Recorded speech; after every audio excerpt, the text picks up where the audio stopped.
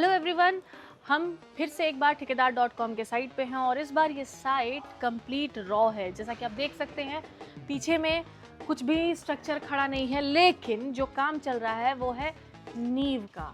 यानी कि यहाँ हम फाउंडेशन वर्क के बारे में बात करेंगे और एक बार फिर इन सारी चीज़ों के बारे में हम बात करेंगे श्याम जी से। करेक्ट, आपने सही समझा, श्याम जी से बात करेंगे हम फिर से इन सारी चीज़ों के बारे में।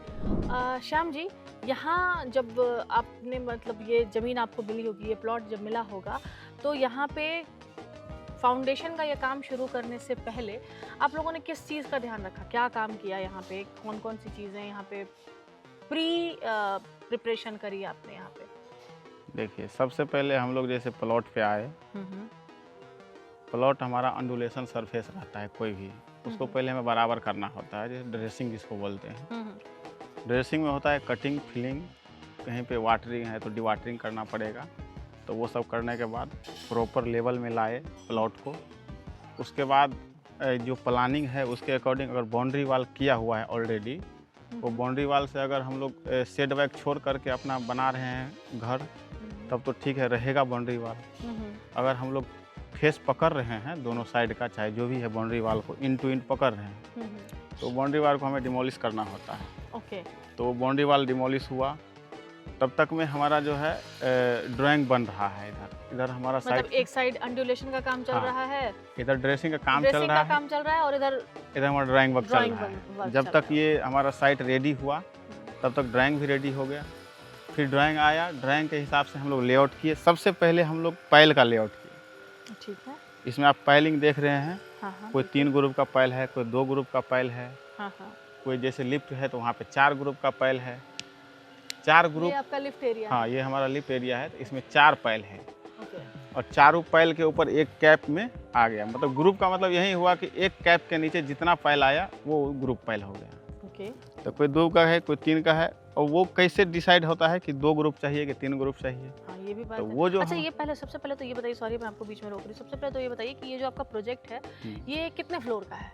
ये हमारा G+2 का है। हाँ। लेकिन इन फ्यूचर हम इस पे G+4 तक बना सकते मतलब नींव इतनी पक्की दी है? नींव हमारा G+4 का है। और उसी हिसाब से हमारा जो है लोड कैलकुलेशन होता है, जो हमारा सॉफ्टवेयर है उसके अकॉर्डिंग हुआ है। तो जहाँ पे हमारा ज़्यादा लोड आ रहा है जिस कॉलम पे, उस कॉलम में रिइंफोर्समेंट भी ज़्यादा मिलेगा देखने को। ओके। और उसका जो फाउंडेशन है वो 3 ग्रुप का पैल मिलेगा। जहाँ पे लोड कम है वहाँ पे देखिएगा सरिया का जो डाया है वो थोड़ा कम मिलेगा, 2 ग्रुप का होगा। तो अलग अलग क्वालिटी का सारा चीज़ है यहाँ पे। कैसे फिक्स करते हैं इसको? ये हमारा लोड कैलकुलेशन होता है, उसके लिए जो सॉफ्टवेयर है स्टाइड प्रो से ये हम लोग को निकल के आता है। ओके। तो उसी के अकॉर्डिंग ये डिज़ाइन होता है। कॉलम ये हो गया स्ट्रक्चर का डिज़ाइन। आर्किटेक्चरल डिज़ाइन तो जो भी हमारा आर्किटेक्ट है वो आर्किटेक्ट अपना आर्किटेक्चर डिज़ाइन बना दिया। ठीक है। उसके अकॉर्डिंग कॉलम प्लेसिंग होता है। ठीक है। और उसके अकॉर्डिंग सारे ये स्ट्रक्चर के लिए कहाँ पे कितना रिइंफोर्समेंट आएगा, क्या कैसे, वो सब सारा। तो अभी मेरी आपसे ये गुजारिश है कि जो लोग भी ये वीडियो देख रहे होंगे उनको यहाँ पे एक डिटेल तरीके से ना आप फाउंडेशन कहाँ, कैसे, क्या शुरू कर रहे हैं, कैसे इसको जंग से बचाते, जो सरिया इस्तेमाल करते हैं, जैसे इसको जंग से बचाने के लिए क्या करते हैं, या फिर जो आपका ये फाउंडेशन का काम चल रहा है तो इसमें जब ढलैया होता है तो अलग अलग लेवल पे जब होता है तो कितने लेवल्स पे होता है, बिल्कुल डीप कितना अंदर तक जाता है। तो ये मैं चाहूँगी कि एक बार आप इन सारी चीज़ों को एक्सप्लेन करें ताकि ये चीज़ों की क्लैरिटी भी लोगों के बीच में हो। जैसे कि हम लोग यहाँ पे देखते हैं, इधर आइए थोड़ा, ये देखिए जैसे हमारा ये कवर ब्लॉक है,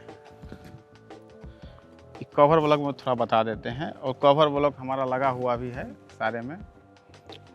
तो इसमें आप देखेंगे 50 mm के तरफ से भी यूज कर सकते हैं, 40 mm भी यूज कर सकते हैं, 20 mm भी यूज कर सकते हैं और 25 mm भी यूज कर सकते हैं। तो ये हमारा कवर ब्लॉक अभी जो हम लोग फाउंडेशन में है, तो फाउंडेशन में 50 mm की तरफ से यूज हुआ है। और जैसे सबसे पहले यहाँ पे पैल का काम हुआ था, तो पैल में गोल टाइप का कवर ब्लॉक आता है 50 mm का, उसमें भी यूज हुआ है। और पैल होने के बाद लेआउट करके फाउंडेशन का काम अभी चल रहा है। तो अभी हमारा रिइंफोर्समेंट का काम हो गया है।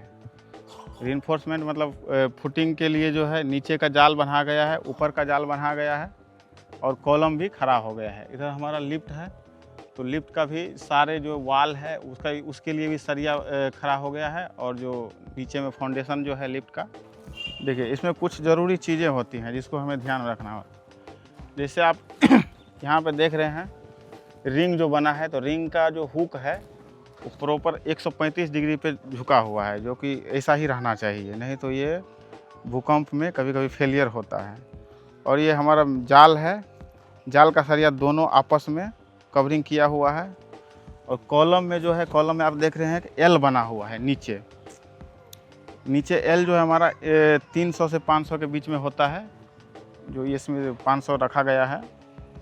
और जो पैल का जो सरिया निकला हुआ है नीचे से, वो भी प्रॉपर ओवरलैप होना चाहिए इसमें आके पकड़ के लिए, वो भी इसमें दिख रहा है, बाकी में भी दिख रहा है। तो ये हमारा 3 ग्रुप का पैल है, ये फाउंडेशन है, और ये 2 ग्रुप का फाउंडेशन है।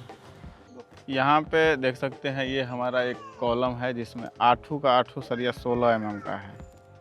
यहाँ पे लोड ज़्यादा था, इस वजह से यहाँ पे आया हुआ है। जैसे यहाँ पे हम लोग देखेंगे, ये भी हमारा 3 ग्रुप का पैल है और ये भी 3 ग्रुप का है, दोनों सेम है। बट इसमें जो कॉलम है वो सेंटर में है और इसमें जो कॉलम है वो साइड में है, क्योंकि उधर से हमारा ज़मीन जो भी प्लॉट है वो इंड पर रहा है, तो हम दूसरे के प्लॉट में तो बना नहीं सकते हैं, इसलिए वो हमारा साइड में है। इसको बोलते हैं इसेंट्रिक फुटिंग।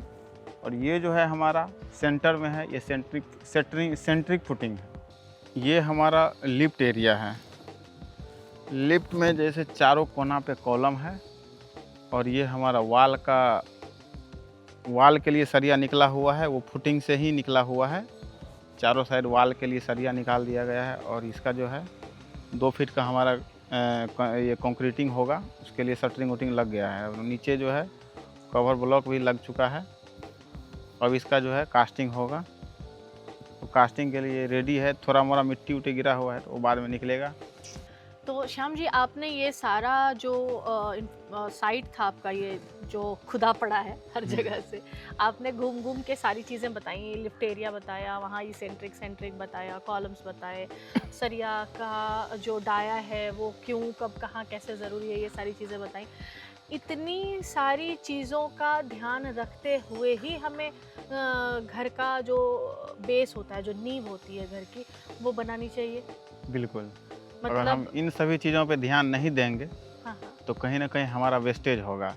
मतलब जहाँ ज़रूरत जितना का है उतना जाएगा नहीं, जहाँ ज़रूरत नहीं है वहाँ जाएगा, तो वहाँ मटेरियल का ज़्यादा बर्बादी हुआ, आप स्ट्रेंथ भी नहीं मिला, घर की मजबूती भी नहीं, मजबूती भी नहीं और हुई। नींव मजबूत नहीं होगा तो घर कैसे ही मजबूत हो पाएगा।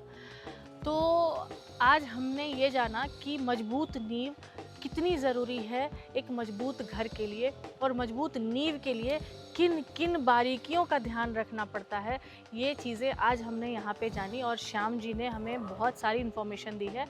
तो अगर आप अपना घर बिना किसी परेशानी के बनवाना चाहते हैं और प्रॉपर सारी चीज़ों का ध्यान रखते हुए कि नींव सही जा रही है, मटेरियल सही आ रहा है, जो हमारा सरिया यूज़ हो रहा है वो सही है, वो सारी चीज़ों को लेकर टेंशन फ्री अगर होना चाहते हैं ना, ध्यान रखते हुए टेंशन फ्री होकर के घर बनवाना चाहते हैं और अच्छा घर बनवाना चाहते हैं, तो ठेकेदार.com आपका 1 पॉइंट सोल्यूशन है।